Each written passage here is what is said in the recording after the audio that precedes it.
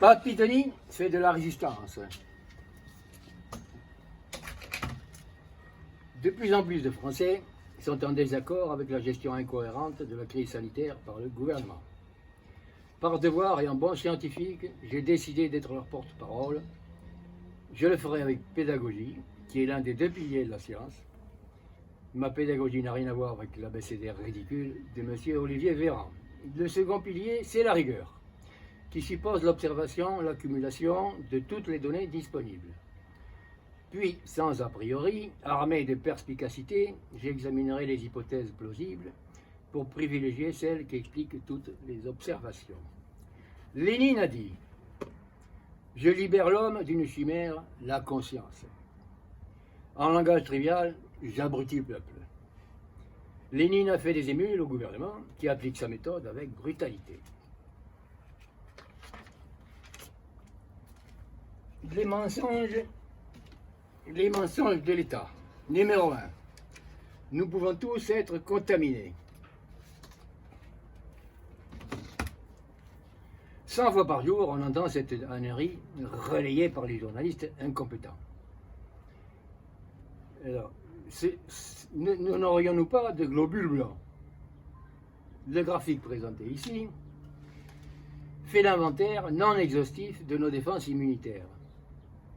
Alors, l'immunité naturelle incompressible en vert, qui est de 40%. Résultat prouvé par la mission de 3 mois du porte-avions Charles de Gaulle. On observe d'ailleurs le même résultat dans les EHPAD. Je tiens cette information de mon voisin que je salue, le docteur Jean-Pierre Salle. 2. L'immunité provoquée, ici en rouge, grâce aux anticorps développés après l'infection. 3. On a entendu précédemment que le coronavirus n'était pas saisonnier. Ça alors, j'ai pas oublié quelque chose. Quel scoop, cela fait 3 mois que je le crie sur les toits. Les saisonniers, c'est nous. Très important. Avec le soleil, la vitamine D et l'activité sportive, nous avons récupéré la partie de nos protections perdues en hiver.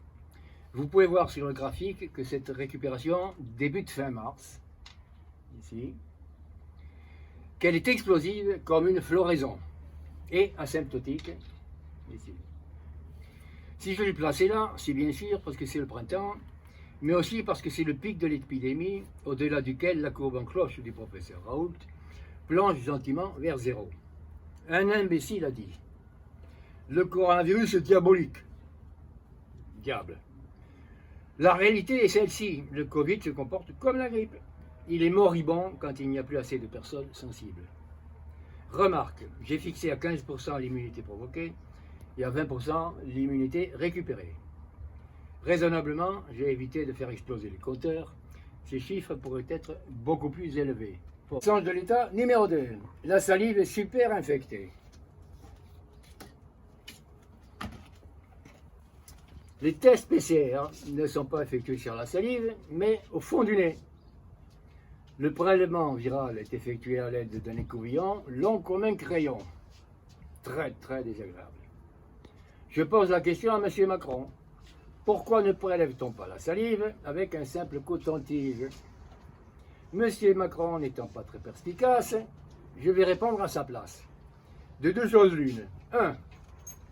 M. Macron, son gouvernement, son conseil scientifique, qui usurpent cette qualité, sont des sadiques. 2. Cela ne marche pas.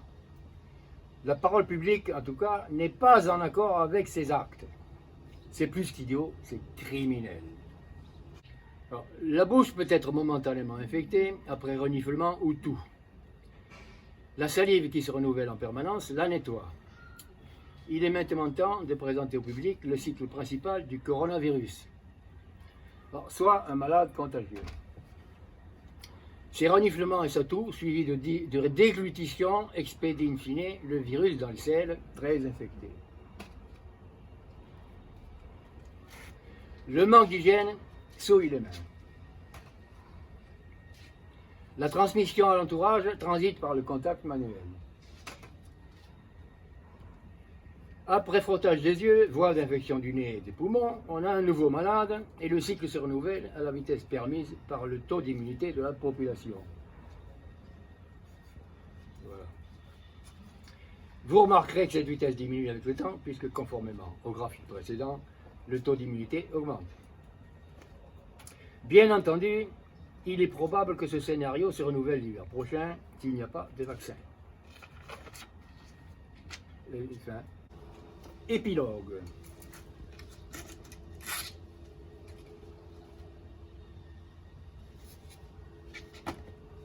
Notre bouche n'est pas le cloaque imaginé par un conseil scientifique composé de classiques ignorants, incompétents et pontifiants, affectés d'une indigence intellectuelle incommensurable. L'infection se propage par les selles à cause du manque d'hygiène stricte d'une partie de la population. Il n'est pas étonnant de constater que certains clusters se sont révélés dans les camps de Stigan où il n'y a même pas d'eau courante. Et dans les abattoirs où tout le monde utilise les mêmes toilettes. Cela n'est pas venu à l'idée du conseil scientifique, c'est comme dans une mauvaise enquête policière, celui qui a une sale gueule est forcément le coupable. Dernière minute. Merci. Hier, en début d'après-midi, sur BFM TV, M. Bernard Cohen-Haddad, PDG de CPME de Paris, Île-de-France, nous révèle: les masques, vitres en plexiglas, etc. ne marchent pas. Nous avons toujours des infections. Il faut savoir pourquoi avant de prendre de nouvelles mesures. Alors j'ajoute, enfin, un homme sensé. C'est rare. Le pourquoi, c'est le défilé dans les toilettes. Dans les EHPAD, les toilettes individuelles limitent le risque. Mes petits enfants chéris, applaudissez papa. Denis, papy Denis, qui est le plus intelligent que tous ces minables du gouvernement, qui ne comprenant rien de ce qui se passe, veulent malgré tout prendre des nouvelles mesures coercitives. C'est scandaleux. Alors bravo papy Denis. Bravo papy Denis. Montrez-vous. Mais n'ayez pas peur. Allez. Montrez-vous. Voilà.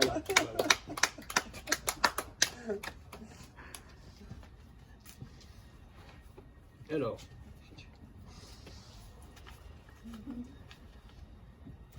Monsieur Macron, otage consentant de professeur de médecine dont vous connaissez la valeur, a fait preuve d'une grande lâcheté en détournant à son profit le principe de précaution, de peur d'être jugé. Il sera jugé par l'histoire comme le fossoyeur de la nation, ce qui est bien pire. Alors,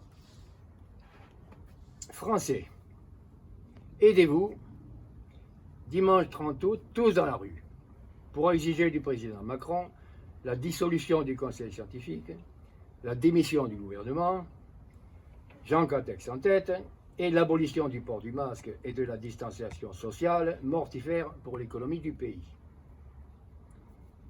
Fin de l'intervention. Je profite du fait que je sois à l'antenne pour faire de la publicité sur mon prochain livre, Vallon d'Ardangos, les miracles géologiques découvertes pour tous. Ceci est la photo panoramique du village d'Ardangos. Donc voici donc la photo panoramique du village d'Ardangos. Remarquez la barre gréseuse qui le domine. Et en fond du tableau, sur la gauche, on voit même le pic du Midi. Et devrait sortir en début 21. Il est pédagogique et initiatique pour les familles, enfants, parents, à offrir en cadeau de Noël. Alors, je conseille à M. Macron de le lire. Il saura alors ce que c'est que la science. C'est dans son département, les Hautes-Pyrénées. Fin. Signature.